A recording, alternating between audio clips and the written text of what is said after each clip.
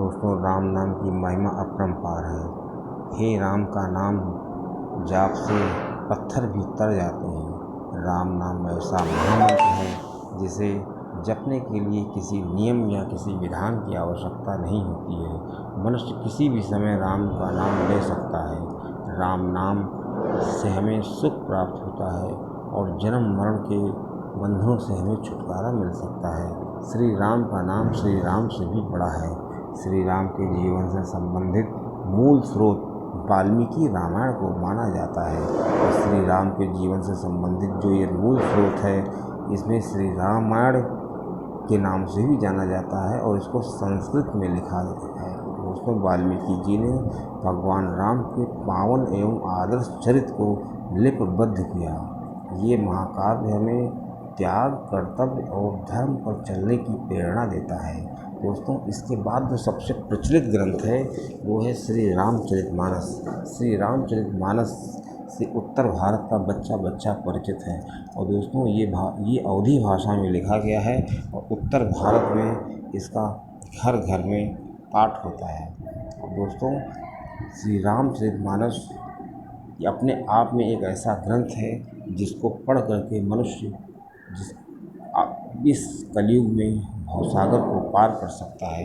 अब दोस्तों, आइए जानते हैं राम नाम को उपनिषदों में जो वर्णन मिलता है और किन किन उपनिषदों में इनका प्रमुख रूप से वर्णन है और इनकी महिमा का बखान किया गया है।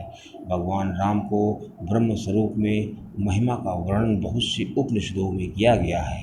इसमें प्रमुख है महोपनिषद और भिक्षोपनिषद, उसके अलावा पैंगलोपनिषद और शांडिल्योपनिषद और योग सांख्योपनिषद आदि में इन 5 महाउपनिषदों में इनका वर्णन किया गया है। लेकिन 2 उपनिषद दोस्तों बहुत ही खास हैं, जिनमें इन उपनिषदों का नाम ही राम के नाम से जुड़ा है। ये बहुत ही खास उपनिषद हैं और इसमें श्री राम की महिमा का बहुत ही अच्छे से वर्णन किया गया है।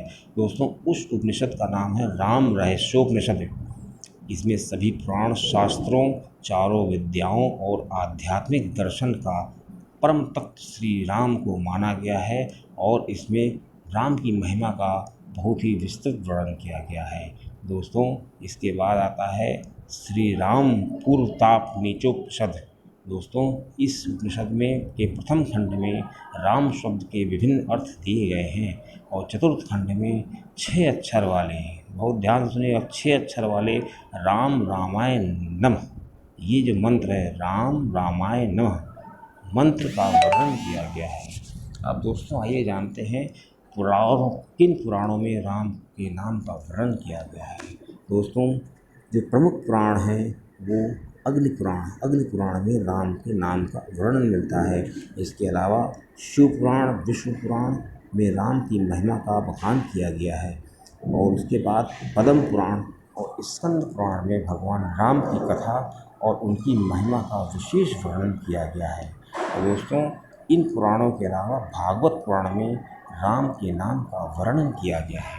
अब दोस्तों, जब इतने पुराणों और उपनिषद यही हमारे जो शास्त्र हैं सनातन धर्म के प्रमुख स्रोत हैं, जिनसे कि हमको आध्यात्म की जानकारी प्रमाणिक मिलती है और इन प्रमाणिक शास्त्रों में हमको राम के नाम की महिमा का इस तरह वर्णन किया गया है, तो हम समझ सकते हैं राम की महिमा कितनी विस्तृत है।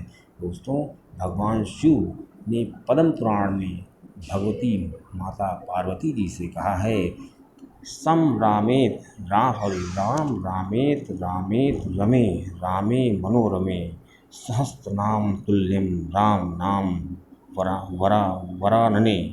फिर से सुनिए, राम रामेत रमे रामे मनोरमे सहस्त्र नाम तुल्यम राम नाम वरानने। इसका मतलब हुआ कि श्री शिव जी श्री पार्वती जी से कहते हैं, मैं तो राम राम इस प्रकार जप करता हूँ कि राम नाम जप करते हुए परम मनोहर श्री राम नाम की निरंतर रमण करता रहता हूँ। श्री शिव जी का कहने का मतलब है कि मैं हमेशा राम नाम का स्मरण इस प्रकार करता हूँ कि राम नाम के भवसागर में मैं हमेशा रमण करता रहता हूँ और राम नाम संपूर्ण सहस्त्र नाम की समान है। दोस्तों जब देवों के देव महादेव के मुख से ये वर्णन प्रमाणिक ग्रंथ में हमको मिलता है तो दोस्तों हम समझ सकते हैं कि श्री राम के नाम की महिमा कितनी अपरंपार है। दोस्तों ये एक ऐसा नाम है कि जिसको केवल जपने से ही मनुष्य को मोक्ष प्राप्त हो जाता है। दोस्तों चैनल अच्छा लगे तो सब्सक्राइब